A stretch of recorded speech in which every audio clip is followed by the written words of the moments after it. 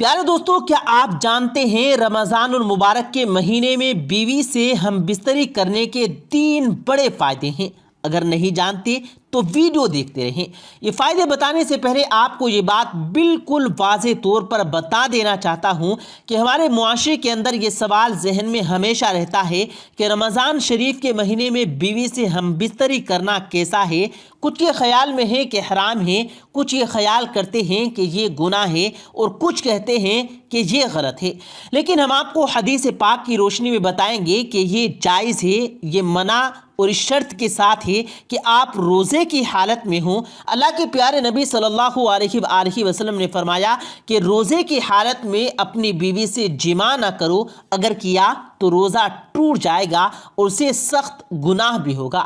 جس طرح سے کھانے پینے سے روزہ ٹوٹ جاتا ہے، اسی طرح بیویوں کی خواہشات سے بھی پرہیز کیا جائے تو یہ منع ہے، لیکن رات کے حصے میں بیوی سے ملنا، ملاقات کرنا جائز ہے۔ اور اگر دن میں کسی مجبوری کی وجہ سے روزہ نہ رکھ سکے اور بیوی کا بھی روزہ نہ ہو تو دن کے حصے میں بیوی سے جماع کر سکتا ہے، لیکن یاد رہے کہ آپ روزے سے نہ ہو اور روزے کی حالت میں بالکل منع ہے۔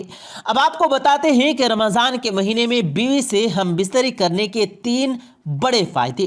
نمبر 1، اولاد نیک پیدا ہوتی ہے، کیونکہ رمضان شریف کے مہینے میں اللہ تبارک و تعالیٰ اپنی خاص رحمتیں اور برکتیں نازل فرماتا ہے، اور اس مہینے میں لوگ عبادت کرتے ہیں، نماز، روزہ اور اللہ کی عبادت میں مشغول رہتے ہیں۔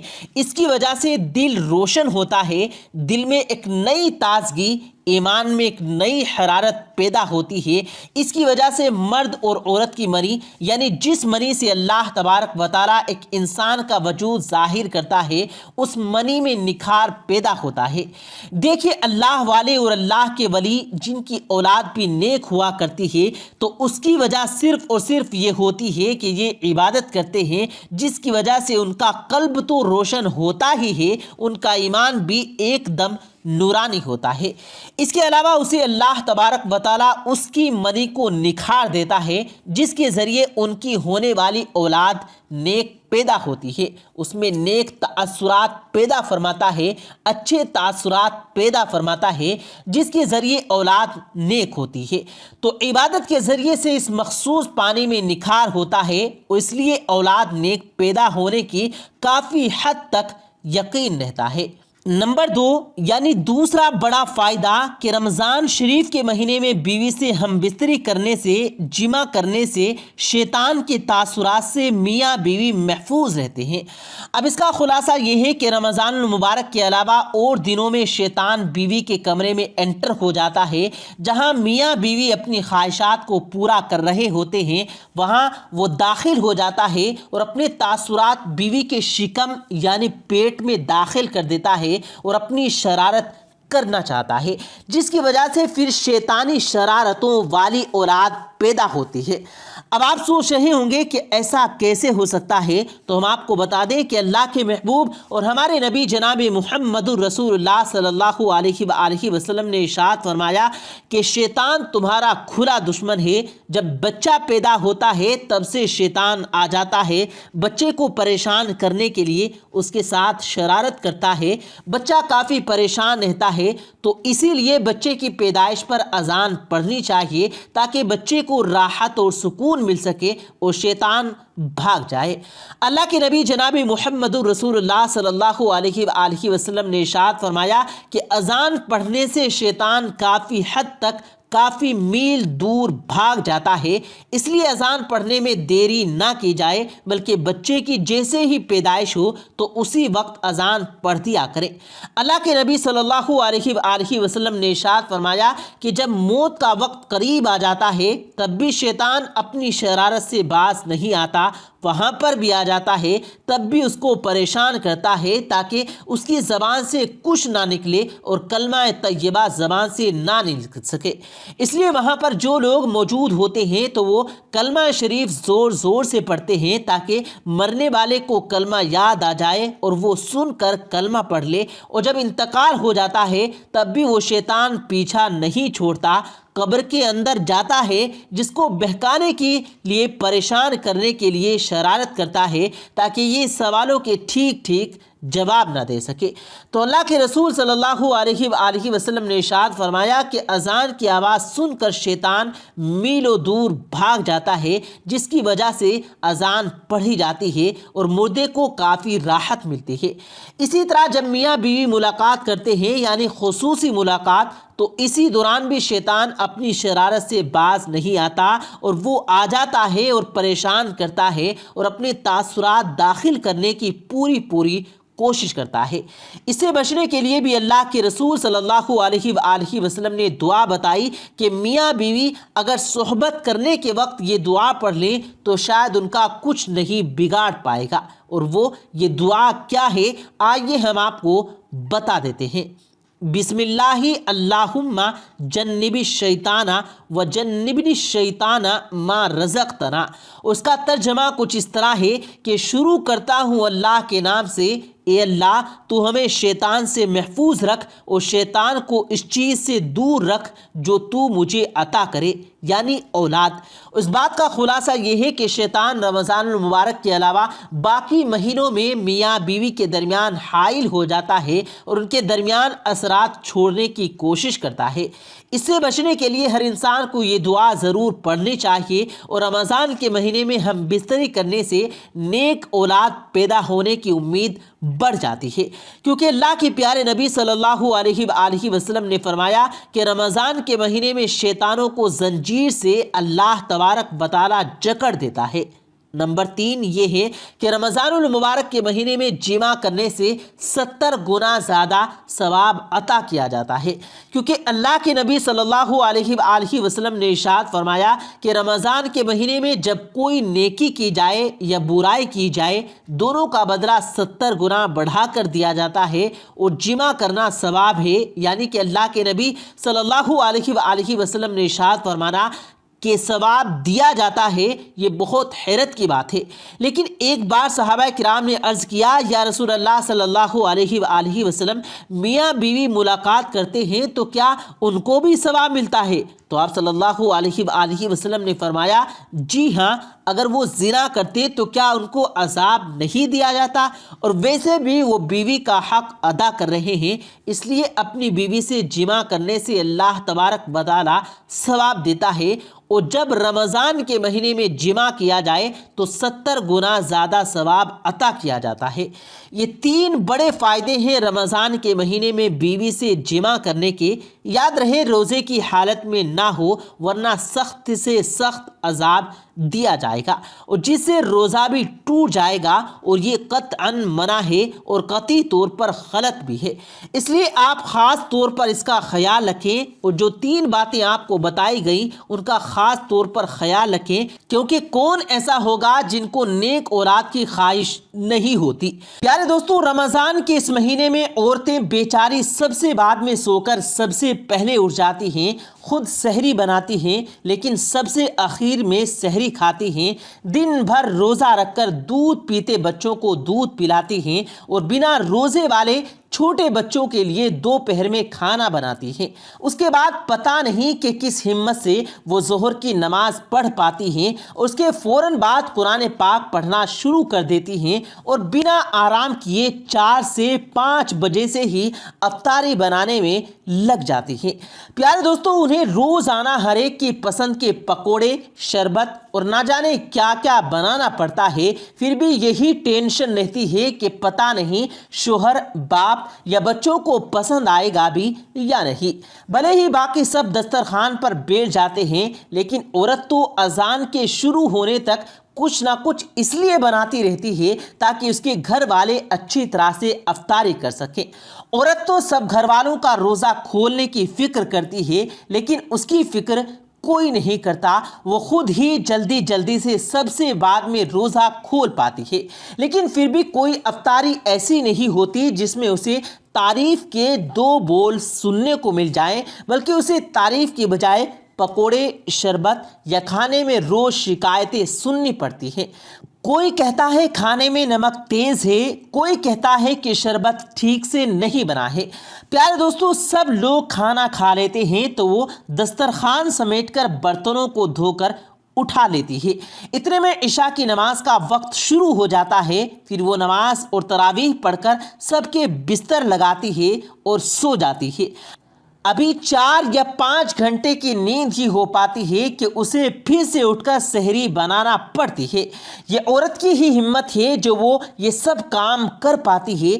اس لیے اپنے گھر کی عورتوں کا احساس کیجیے، اور اگر کبھی کھانے میں کوئی اونچ نیچ ہو بھی جائے، کبھی نمک مرچ کم زیادہ ہو بھی جائے، تو غصہ کرنے کی بجائے عورت کی محنت دیکھیں، نہ کہ اس پر چیخنا شروع کر دیں۔ تو پیارے دوستو، اب ہم آپ کو بتاتے ہیں کہ روزے کی حالت میں وہ کون سے کام ہیں جو نہیں کرنے چاہیے، روزے میں یہ غلطیاں نہیں کرنی چاہیے۔ نمبر 1، ٹی وی اور ناچ گانا دیکھنا۔ پیارے دوستو، سب سے پہلا کام ہے ٹی وی دیکھنا۔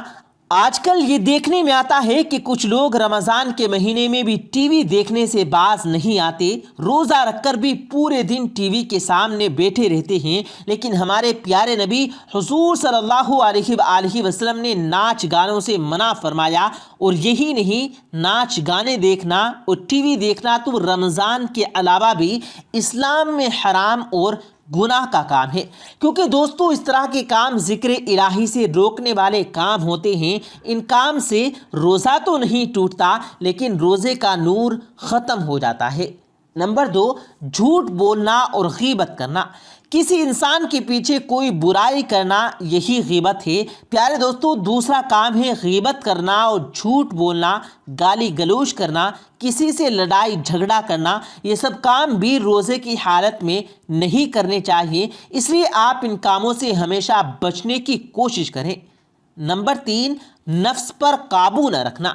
پیارے دوستو، جو روزے دار اپنے نفس پر قابو نہیں رکھ سکتے تو ایسے شخص کے روزے پر اثر پڑتا ہے، اور بعض مرتبہ انسان کا روزہ ٹوٹ بھی جاتا ہے اور بعض مرتبہ مکروہ ہو جاتا ہے۔ جیسا کہ روزے کی حالت میں اپنی بیوی سے گلے ملنا، بوسہ لینا درست نہیں۔ حضرت ابو ہریرہ سے روایت ہے کہ ایک شخص نے نبی کریم صلی اللہ علیہ وآلہ وسلم سے روزے کی حالت میں بیوی سے گلے ملنے کے بارے میں سوال کیا، تو نبی کریم صلی اللہ علیہ وآلہ وسلم نے اجازت دے دی۔ اور ایک اور شخص آیا، اس نے بھی وہی سوال پوچھا، تو نبی کریم صلی اللہ علیہ وآلہ وسلم نے اس سے منع فرما دیا، یعنی کہ دوسرے شخص کو اجازت نہیں تھی۔ اس پر حضرت ابو ہریرہ بیان کرتے ہیں کہ جس شخص کو نبی کریم صلی اللہ علیہ وآلہ وسلم نے اجازت دی تھی وہ شخص بوڑھا تھا، اور جس نے نبی کریم صلی اللہ علیہ وآلہ وسلم نے منع فرمایا، جسے اجازت نہیں دی، وہ شخص نوجوان تھا۔ نمبر 4، گندے کام کرنا۔ پیارے دوستو، روزے کی حالت میں بیہودہ جہالت کے کام یعنی گندے کام اور گندی باتیں کرنا بھی ناجائز اور ممنوع ہے۔ حضرت ابو ہریرہ سے روایت ہے کہ نبی کریم صلی اللہ علیہ وآلہ وسلم نے فرمایا، روزہ صرف کھانے پینے سے رکنے کا نام نہیں بلکہ بیہودہ اور گندے کاموں سے رکنے کا نام بھی ہے۔ لہٰذا اگر کوئی گالی گلوچ کرے تو اس کے پاس سے ہٹ جائیں اور اسے کہہ دینا چاہیے کہ بھائی میں روزے سے ہوں اور میں تمہارا جواب نہیں دوں گا۔ اس کے علاوہ روزے کے علاوہ بھی یہ سب کام نہیں کرنے چاہیے۔ نمبر 5، ناک میں پانی ڈالنا۔ پیارے دوستو، کچھ لوگ روزہ رکھ کر یہ بھی غلطی کرتے ہیں کہ وہ لوگ روزے کی حالت میں کلی کرتے وقت ناک میں پانی اس طرح سے چڑھا لیتے ہیں کہ پانی حلق تک پہنچنے کا ڈر ہوتا ہے۔ ہمارے پیارے نبی صلی اللہ علیہ وآلہ وسلم نے اس سے منع فرمایا ہے۔ اس طرح سے ناک میں پانی ڈالنا جائز نہیں ہے۔ ایک صحابی کہتے ہیں کہ میں نے ایک مرتبہ کہا، یا رسول اللہ صلی اللہ علیہ وسلم، وضو کے بارے میں مجھے کچھ بتائیے۔ تو نبی کریم صلی اللہ علیہ وآلہ وسلم نے فرمایا، وضو پورا کرو، انگلیوں کے درمیان اور ناک میں اچھی طرح سے پانی ڈالو، لیکن اگر روزہ ہو تو پھر ایسا مت کرو۔ تو پیارے دوستو، اس کا مطلب یہ ہوا کہ روزے کی حالت میں ناک میں اس طرح سے پانی نہ ڈالے کہ وہ حلق سے نیچے اتر جائے۔ پیارے دوستو، اب ہم آپ کو بتاتے ہیں ان کاموں کے بارے میں جن سے روزہ نہیں ٹوٹتا۔ نمبر 1، بھول کر کھانے پینے سے روزہ نہیں ٹوٹے گا۔ یعنی کوئی شخص اگر بھول کر کچھ کھا پی رہا ہے اور اس کو یہ یاد نہیں کہ اس کا روزہ ہے، تو اس صورت میں اس کا روزہ نہیں ٹوٹا، لیکن جیسے اسے یاد آ جائے تو اسے ان چیزوں کو چھوڑنا لازم ہے۔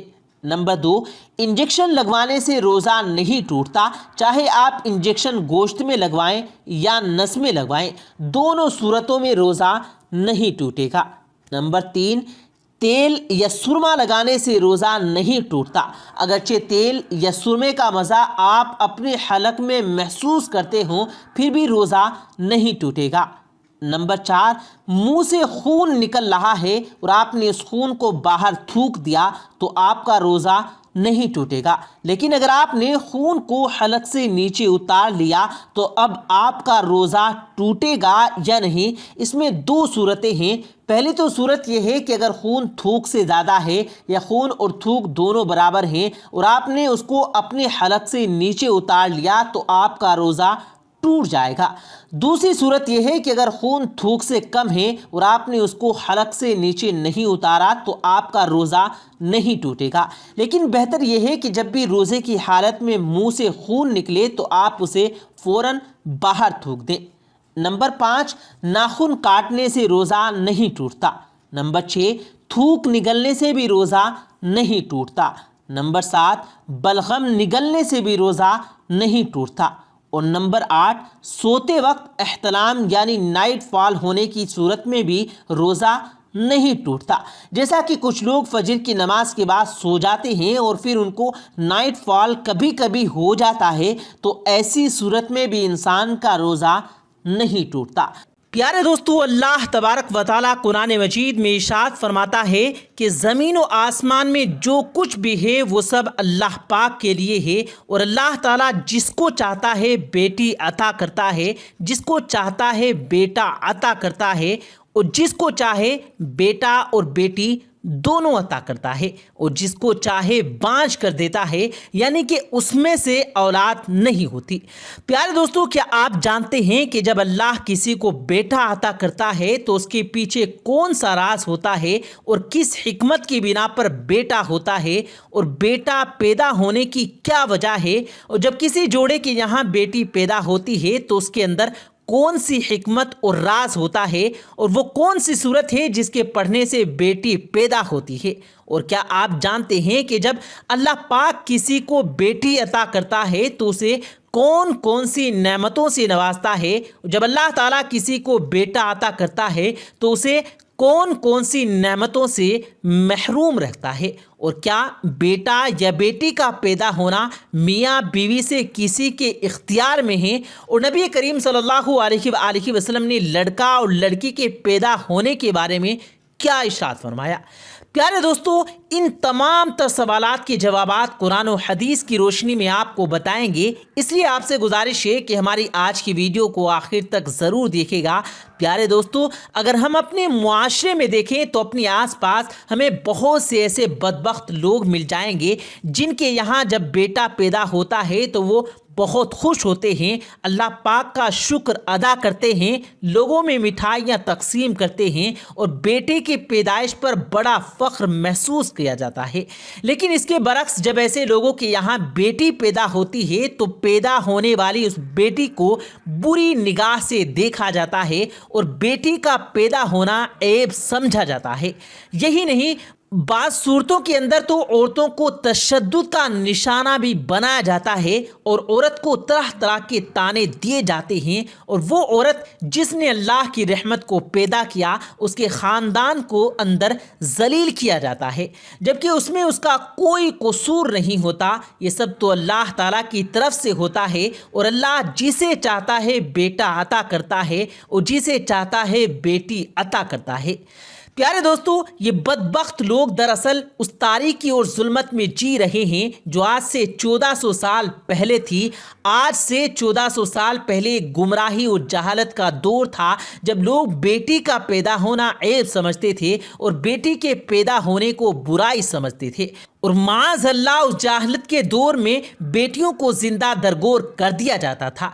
उस ज़माने में जब किसी ख़ानदान के यहाँ बेटा पैदा होता तो उसे रख लिया जाता, और जब किसी ख़ानदान के अंदर बेटी पैदा होती तो उस मासूम से फूल को दफन कर दिया जाता, उसे दफन करके قتل کر دیا جاتا۔ زمانہ جاہلیت کا یہ دور کافی سالوں تک چلتا رہا۔ پھر وہ دور بھی آیا جب اللہ تبارک و تعالیٰ کے پیارے نبی جناب رسول کریم صلی اللہ علیہ وآلہ وسلم اس دنیا کے اندر جلوہ گر ہوئے، جنہوں نے عورتوں کو عزت بخشی، بیٹیوں کو وہ مقام و مرتبہ عطا فرمایا جو دنیا کے کسی مذہب میں نہیں ملتا۔ پیارے دوستو، جو اللہ کے نبی صلی اللہ علیہ وآلہ وسلم اس دنیا میں تشریف لائے تو وہ وقت بھی آیا جب اسلام نے بیٹیوں کو جنت کی شہزادیاں بنا دیا، اور اسلام ہی وہ واحد مذہب ہے جس نے ایک بیٹی کو جنت کی عورتوں کا سردار بنا دیا۔ اللہ کے پیارے حبیب نے جہالت میں زندگی گزارنے والے لوگوں کو اس تاریکی سے نکال کر ہدایت کی طرف راہ دکھائی، اور اللہ پاک کے نبی نے اس جہالت میں زندگی گزارنے والے لوگوں کو بیٹی کی عزت کرنا سکھایا۔ لیکن انتہائی افسوس کے ساتھ کہنا پڑ رہا ہے کہ آج بھی ویسے ہی لوگ ہمارے معاشرے میں موجود ہیں جو آج بھی جہالت کے اندر جی رہے ہیں۔ پیارے دوستو، اب بات کرتے ہیں کہ جب اللہ پاک کسی کو بیٹی عطا کرتا ہے تو اسے کون کون سی نعمتوں سے نوازتا ہے، اور جب کسی کو بیٹا عطا کرتا ہے تو اسے کون کون سی نعمتوں سے محروم رکھتا ہے۔ چنانچہ اللہ کے نبی صلی اللہ علیہ وآلہ وسلم ارشاد فرماتے ہیں، اللہ پاک ارشاد فرماتا ہے، جب میں کسی کو بیٹی عطا کرتا ہوں تو میں اس کا ہاتھ بن جاتا ہوں، یعنی اللہ پاک کی رحمت اس کے ساتھ ہوتی ہے، اور اللہ پاک اس بیٹی کے صدقے اس کی زندگی میں آنے والی تمام مشکلات کو آسان فرما دیتا ہے، اور اس پر اپنے رزق کے دروازے کھول دیتا ہے، اور اس کی ہر مشکل کو دور کرتا ہے، اس کے گھر کو رحمت کا گھر بنا دیتا ہے، اس کے گھر پر اللہ پاک کی رحمتوں کی بارش ہوتی ہے۔ اور حضور صلی اللہ علیہ وآلہ وسلم نے ارشاد فرمایا کہ جب کسی گھر میں بیٹا پیدا ہوتا ہے تو اللہ پاک ارشاد فرماتا ہے، اے بندے، میں نے تجھے تیرا بازو عطا کر دیا۔ جیسا کہ ایک مرتبہ آپ صلی اللہ علیہ وآلہ وسلم کہیں پر تشریف لے جا رہے تھے تو آپ کا گزر ایک بستی کے پاس سے ہوا، اور آپ صلی اللہ علیہ وآلہ وسلم نے دیکھا کہ اس بستی پر نور برس رہا ہے۔ جب آپ صلی اللہ علیہ وآلہ وسلم اس بستی کے پاس ٹھہرے تو آپ صلی اللہ علیہ وآلہ وسلم نے صحابہ کرام رضوان اللہ مجمعین سے فرمایا کہ یہ جو اس بستی پر اس قدر نور برس رہا ہے، یا تو اس بستی میں کسی گھر میں بیٹی کی ولادت ہوئی، یا کسی نے اپنے گھر میں کدو کی ہانڈی بنائی ہوئی ہے۔ پیارے دوستو، اس حدیث سے بخوبی معلوم ہوتا ہے کہ جب اللہ کسی کو بیٹی عطا کرتا ہے اس پر کس طرح اللہ کی رحمتوں کا نزول ہوتا ہے۔ پیارے دوستو، بات کرتے ہیں اس حکمت کے بارے میں جو رسول کریم صلی اللہ علیہ وآلہ وسلم نے 1400 سال پہلے ارشاد فرمایا کہ جب کسی کے یہاں بیٹا پیدا ہوتا ہے تو بیٹے کے پیدا ہونے کے پیچھے کیا وجہ ہوتی ہے اور کس حکمت کے تحت بیٹے پیدا ہوتے ہیں، اور جس گھر میں بیٹی پیدا ہوتی ہے تو کس حکمت کی وجہ سے بیٹی پیدا ہوتی ہے، اور وہ کون سی صورتیں ہیں جن سے بیٹی یا بیٹا پیدا ہوتا ہے۔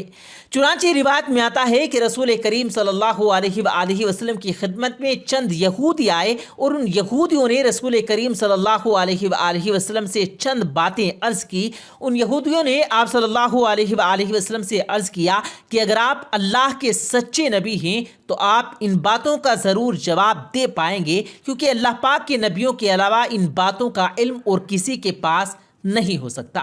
پیارے دوستوں، ان یہودیوں نے آپ صلی اللہ علیہ وآلہ وسلم سے 3 سوال کیے۔ پہلا سوال انہوں نے کیا کہ وہ کون سا کھانا ہے جس کو بنی اسرائیل نے خود اپنے اوپر حرام کر لیا۔